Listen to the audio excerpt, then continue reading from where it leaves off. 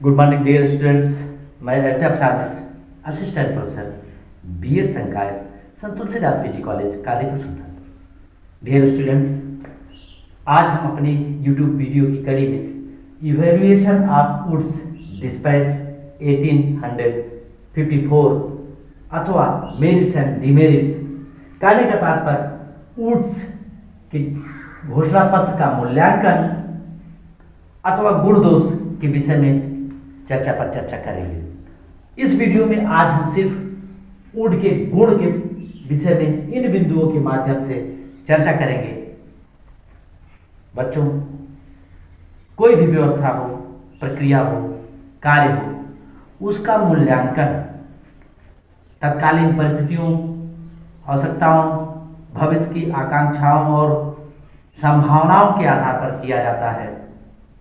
वर्तमान में अगर वुड की डिस्पैच का अगर हम मूल्यांकन करें तो इसमें दोष तो है, पर अधिकतर गुण परिलक्षित होते हैं और वुड की डिस्पैच के गुणों से प्रभावित होकर के भारतीय विद्वान वसु ने भारतीय शिक्षा के मील का पत्थर, माइलस्टोन ऑफ इंडियन एजुकेशन कहा है और पाश्चात्य विद्वान जेम्स ने Magna carta of Indian education या शिक्षा का महाधिकार पत्र के नाम से भी संबोधित किया है।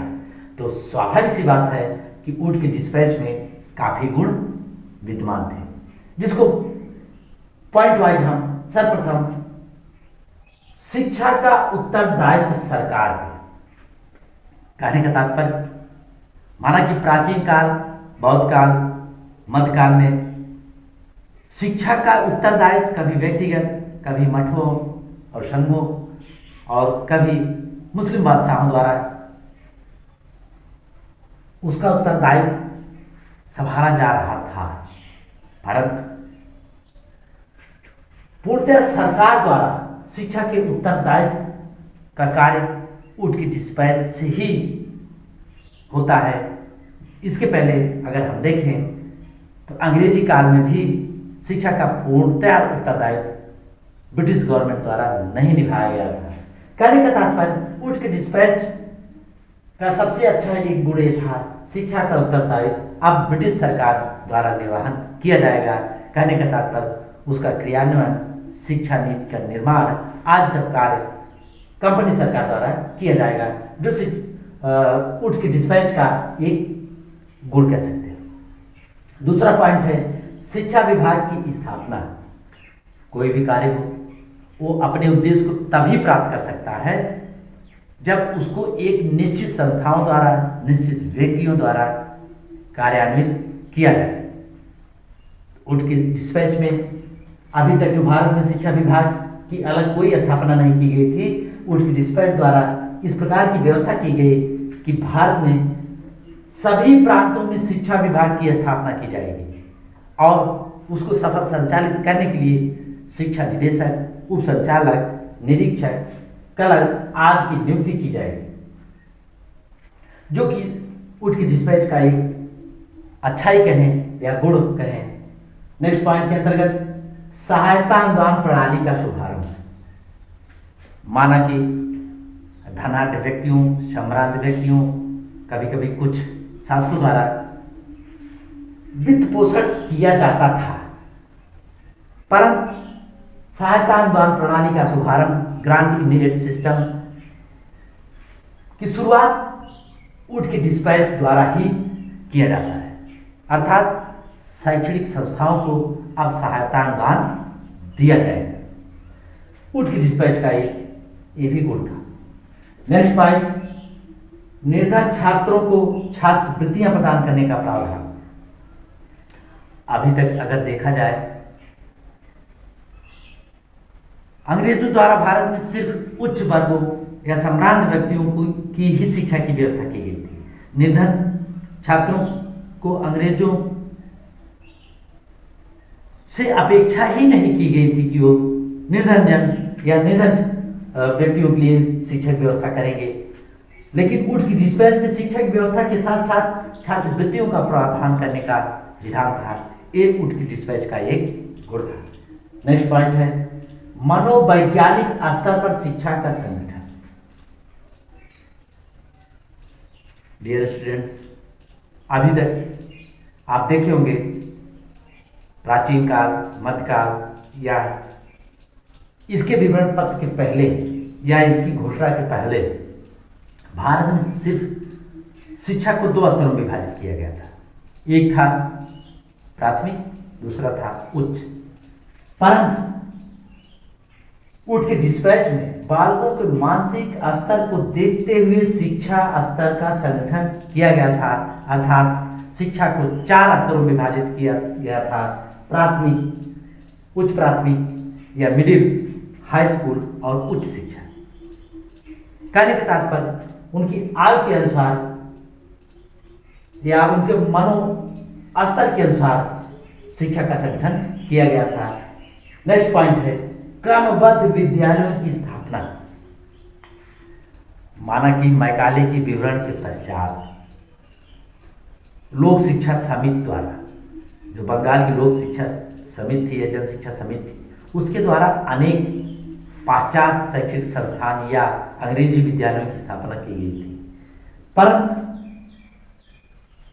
क्रमबद्ध विद्यालयों की स्थापना का सुझाव सर्वप्रथम उठ के डिस्पैच में ही परिलक्षित होता है, जिसके अंतर्गत प्राथमिक,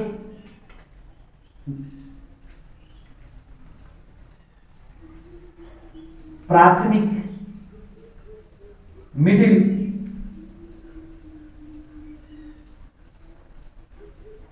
हाई स्कूल,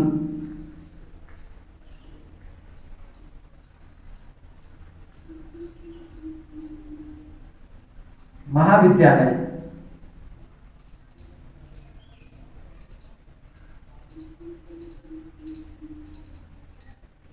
और विश्वविद्यालय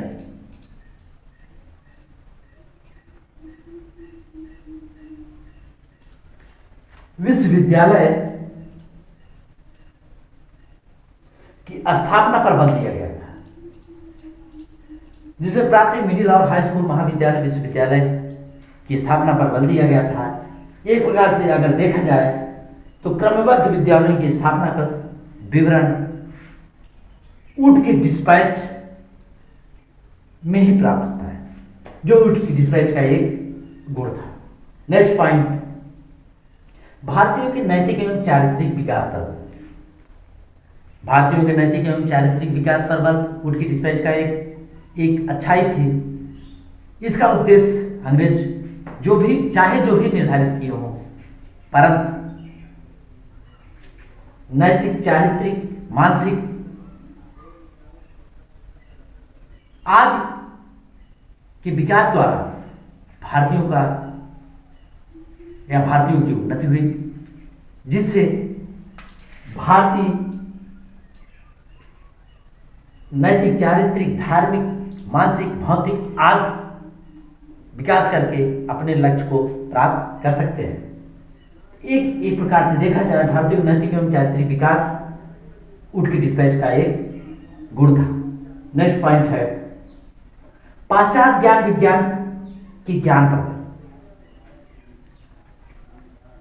पाश्चात्य ज्ञान विज्ञान की ज्ञान पर बल उठ के घोषणा पत्र में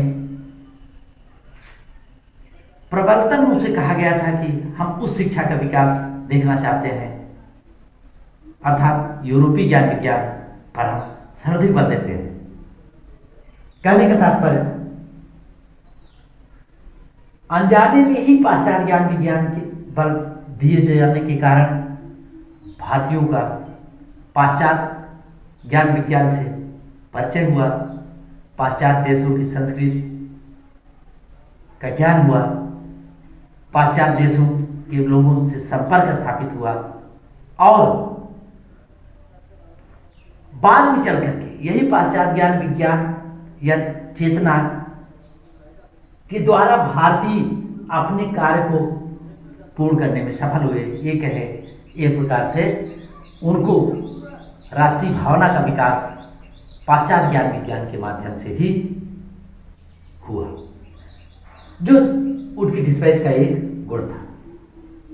नेक्स्ट पॉइंट है सभी प्रकार के विद्यालयों के विकास पर। वुड की डिस्पैच का एक सबसे अच्छा गुण ये भी था कि वो सभी प्रकार के विद्यालयों के विकास पर बल दिया। कहने का तात्पर्य, अभी तक जो बौद्ध काल में बौद्ध मठों, विहारों, मुस्लिम काल में मकतबों और मदरसों और तत्कालीन परिस्थितियों में अगर देखें, ईसाई मिशनरियों और सरकारी स्कूलों के विकास पर ही बल दिया जाता था। पर वुड की डिस्पैच द्वारा सभी प्रकार के विद्यालयों, चाहे ईसाई मिशनरियां हों, चाहे संस्कृत विद्यालय, मकतब मदरसे, सरकारी विद्यालय, आज सभी के विकास पर बल दिया गया था। ये वुड की डिस्पैच का एक गुण था। नेक्स्ट पॉइंट है विश्वविद्यालयों की स्थापना। माना कि तत्कालीन भारत में कोई भी ऐसी शैक्षणिक संस्थान नहीं था जिसे विश्वविद्यालय का दर्जा दिया जा सके। परंतु अगर प्राचीन काल में देखें, नालंदा, तक्षशिला, बलबीर विक्रमशिला आदि विश्वविद्यालय थे, परंतु वह आक्रांताओं द्वारा नष्ट करने के बाद भारत में कोई ऐसी शैक्षणिक संस्थान नहीं था जिसे विश्वविद्यालय के आदर्श के रूप में स्थापित किया जाए। अर्थात विश्वविद्यालय की स्थापना को लंदन विश्वविद्यालय की तर्ज पर बंबई और कलकत्ता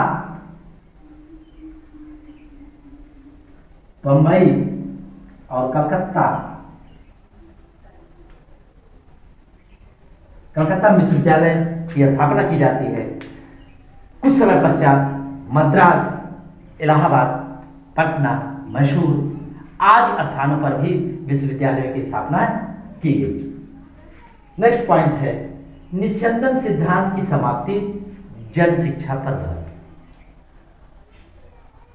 अंग्रेजों द्वारा अब तक जो शिक्षा व्यवस्था की गई थी, जन शिक्षा व्यवस्था न होकर के सिर्फ विशेष बल, विशेष सम्भ्रांत व्यक्तियों द्वारा या ये कहीं उच्च वर्गों के लिए सिर्फ शिक्षा व्यवस्था की गई थी और वो लोग तर्क द्वारा सिद्ध करते थे कि इनके संपर्क में आकर जन शिक्षा अपने आप फैलेगी या लोग स्वयं शिक्षित हो जाएंगे।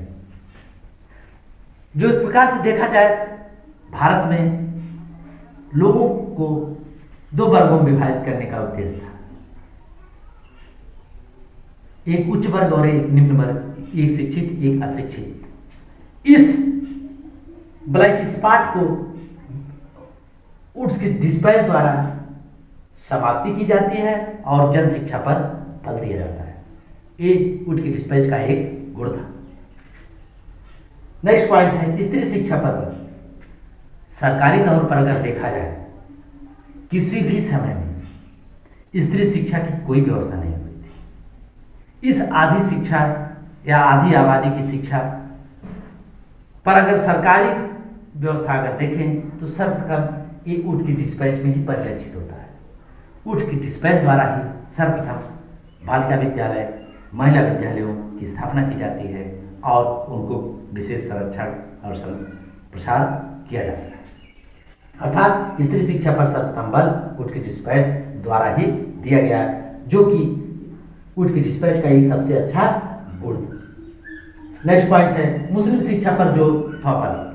तत्कालीन परिस्थितियों में अगर देखा जाए तो मुस्लिम शिक्षा वास्तव में अन्य शिक्षा की अपेक्षा धीमी गति से चल रही थी। इसलिए वुड की डिस्पैच में मुस्लिम शिक्षा पर भी बल दिया गया था। मकतबों और मदरसों की स्थापना और मुस्लिमों विद्यार्थियों के लिए सहायता अनुदान, छात्रवृत्ति आदि की व्यवस्था करने का भी सुझाव दिया गया। यह घोषणा की गई। नेक्स्ट पॉइंट है व्यवसायिक शिक्षा की व्यवस्था। माना कि हमने उदाहरण पिछले वीडियो में दिया था, अकबर महान, फिरोज शाह तुगलक द्वारा व्यवसायिक शिक्षा का संचालन किया गया था, परंतु ब्रिटिश काल में तकनीकी और व्यावसायिक शिक्षा पर वुड के घोषणा पत्र द्वारा विशेष बल दिया गया था, जिससे रोजगार उपलब्ध होगा, बेरोजगारी की समाप्ति होगी, व्यक्ति अपने परिवार, समाज और राष्ट्र का विकास करेगा। इसलिए व्यवसायिक शिक्षा देने पर बल दिया गया था। शिक्षक शिक्षा की व्यवस्था, शिक्षक शिक्षा की व्यवस्था अगर देखें, अपवाद स्वरूप अगर ईसाई मिशनरियों को छोड़ दिया जाए तो भारत में शिक्षक शिक्षा की कोई व्यवस्था नहीं की गई थी। माना कि नाइकी पद्धति या मोनिट्रियल सिस्टम की व्यवस्था प्राचीन काल से ही चली आ रही थी, परंतु शिक्षक शिक्षा की कोई उचित व्यवस्था नहीं की गई थी। उठ के डिस्पैच में शिक्षक शिक्षा पर भी चर्चा की गई थी और इसकी व्यवस्था का उत्तरदायित्व कंपनी सरकार पर थोपा गया था। इस प्रकार से हम कहें कि उठ के डिस्पैच में अनेक गुण थे और कुछ गुण को हमने इन बिंदुओं के माध्यम से चर्चा किया। इसके आगे दोष और भारतीय शिक्षा पर प्रभाव क्या पड़ा क्या नहीं, इस सब के बारे में अगले वीडियो में चर्चा करेंगे। बस आज इतना ही। धन्यवाद।